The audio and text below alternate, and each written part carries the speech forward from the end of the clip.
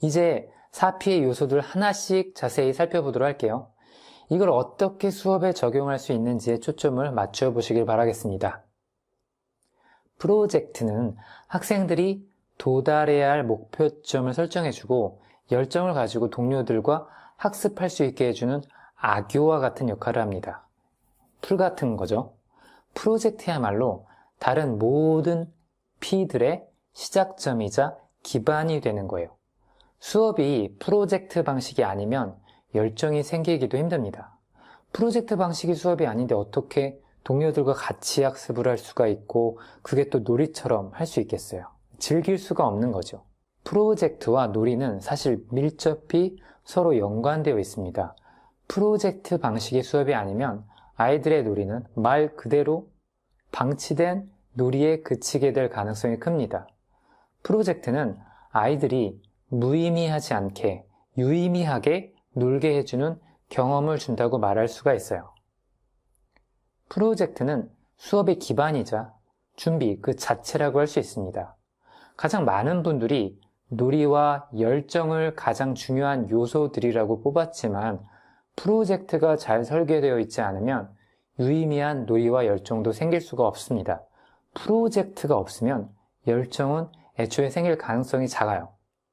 아이들이 자신들이 나아가야 하는 방향을 분명하게 인지하고 있어야 집중력이 생기고 그 집중력을 열정이라고 부를 수도 있는 거예요. 또한 목표가 없는 놀이는 그냥 방치된 무의미한 놀이가 될 가능성이 큽니다. 노는 것처럼 배우는 것과 그냥 무의미하게 노는 건 굉장히 서로 다른 거라고 할 수 있습니다. 우리들은 아이들이 수업 시간에 유의미하게 노는 걸 원할 거예요. 예를 들어 PC방에서 게임을 하는 것도 노는 거라고 할 수 있지만 게임을 하는 건 창의적인 학습과는 크게 상관이 없지 않습니까? 그리고 프로젝트 방식의 수업이 아니면 애초에 동료와의 협력 학습도 기대하기 어렵습니다. 무언가를 같이 만들어내고 해결해 나가는 과정이 아니라면 동료와 협력할 이유가 없으니까요.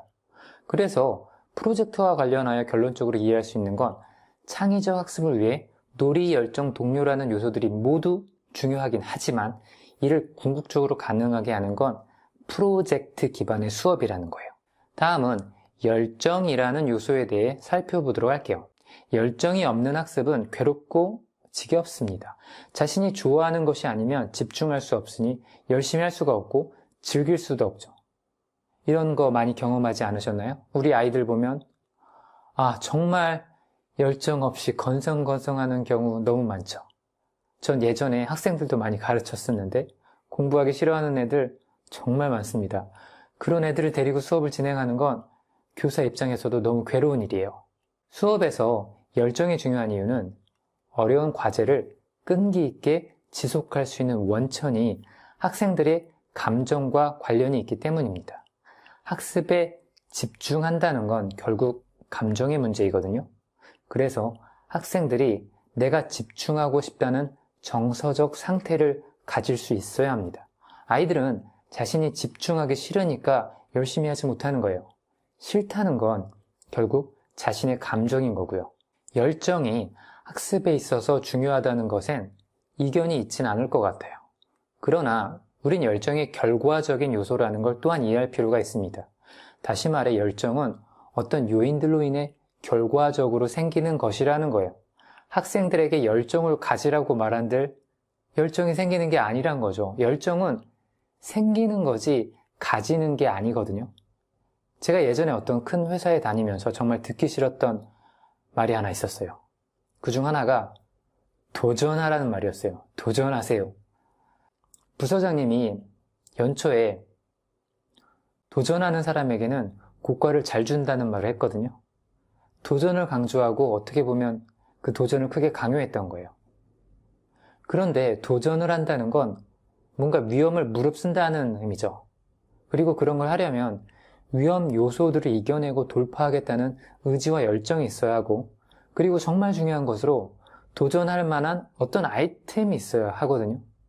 그럼 외부적인 요인들이 갖추어져 있지 않은 상태에서 도전하라는 말을 듣는 건 부담스러운 일이었어요. 많은 동료 직원들이 도전하라는 말에 공감을 하지 못했습니다. 전 부서장님의 말처럼 도전은 하고 싶었는데 무엇에 도전해야 되는지도 몰랐고 그럴 환경도 아니었고 그래서 그럴 마음이 생기지 않았어요.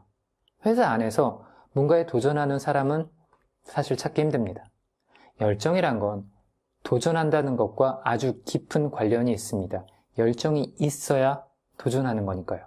그리고 그 열정이 생길 만한 환경적인 요인이 갖추어져 있어야 생기는 거예요. 열정을 가지라는 말을 한다고 열정이 자연스레 생기는 게 아니니까요. 그건 마치 아이들한테 집중하라고 말한다 해서 아이들이 집중하지 않는 것과도 비슷합니다. 집중할 수 있는 여러 가지 조건들이 잘 맞아떨어져야 아이들이 집중하는 거지. 한마디 말로 아이들을 집중하게 만들 수 있다면 너무나 좋겠습니다만 그런 일은 불가능합니다. 열정은 환경이 잘 갖추어져 있을 때 결과적으로 발생하는 것이라는 걸 이해할 필요가 있습니다. 그렇다면 중요한 이슈는 어떻게 해야 우리 아이들이 열정을 가지게 만들 수 있냐는 것이겠어요. 많은 교사들과 부모들이 이 점을 굉장히 궁금해합니다. 그런데 아이들이 열정을 가지게 하는 건 결코 쉽지 않습니다. 전 아이가 열정을 가진다는 게 이상적인 것에 가깝다고 생각해요. 열정은 자신의 꿈과 밀접히 연결되어 있는데 우리나라에서 아이들에게 꿈을 물어보면 무슨 대답이 보통 나오던가요? 우리 사회는 아직도 고등학생들이 가장 선호하는 직업 1위가 교사인 사회입니다. 그런 환경에서 아이가 열정을 가지길 바라는 건 어찌 보면 꿈 같은 일일지도 모르겠어요. 분명한 사실은 열정은 아이가 열정을 가질 수 있게 만드는 환경 가운데 생긴다는 거고 그런 환경을 만들어주는 것이 교사나 혹은 부모의 역할이라고 말할 수 있겠습니다. 구글과 같은 초일류 기업들이 왜 작업 환경에, 근무 환경에 그렇게 많은 투자를 하는지는 합당한 이유가 있는 거예요. 좋은 환경에서 열정과 창의성이 발휘되는 거니까요. 열정을 조금 더 미시적으로 바라보고 열정을 지속적인 집중력이라고 다르게 해석해 본다면 결국 열정이 생기는 것은 어떻게 수업이 설계되었느냐에 가장 큰 영향을 받는다라고 할 수 있어요. 즉, 열정을 가지게 하는 수업 안에서 아이들은 열정을 갖게 된다고 할 수도 있습니다. 따라서 아이들이 지속적인 집중력을 나타낼 수 있게 하는 프로젝트 기반의 수업을 만들어주는 것이 중요합니다. 아이들이 관심 있어 하는 프로젝트로 이루어진 수업이라면 충분히 아이들의 열정을 이끌어낼 수 있어요. 그러니까 프로젝트를 설계하는 교사의 역량이 매우 중요하다고 할 수 있겠습니다.